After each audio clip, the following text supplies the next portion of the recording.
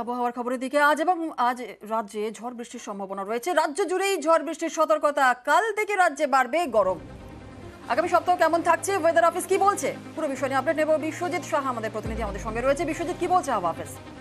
দেখো, আজ অরুণাচল প্রদেশ, সিকিম এবং উত্তর পূর্ব ভারতের বেশ কয়েকটি রাজ্যে প্রবল বৃষ্টির সম্ভাবনা রয়েছে এবং অরুণাচল প্রদেশ ও সিকিমে হালকা তুষারপাতের সম্ভাবনা রয়েছে। তার প্রভাব পড়তে পারে দার্জিলিং এর একেবারে উঁচু পার্বত্য এলাকায়। দার্জিলিং সহ উপরের দিকের যে 5 জেলা, তাতেও আজ ঝড় বৃষ্টির সম্ভাবনা থাকছে। দক্ষিণবঙ্গেও আজ ঝড় বৃষ্টির সম্ভাবনা। দক্ষিণবঙ্গের সব জেলাতেই ঝড় বৃষ্টির সম্ভাবনা থাকলেও গতকাল রাতে বেশ কয়েকটি জেলাতে ঝড় বৃষ্টি হয়, সেই সম্ভাবনা কিছুটা কমবে। তবে উত্তর ও দক্ষিণ 24 পরগনা, পূর্ব ও পশ্চিম মেদিনীপুর, ঝাড়গ্রাম, কলকাতা, হাওড়া জেলাতে সম্ভাবনা বেশি থাকছে বিকেল বা সন্ধ্যের দিকে ঝড় বৃষ্টি হওয়ার।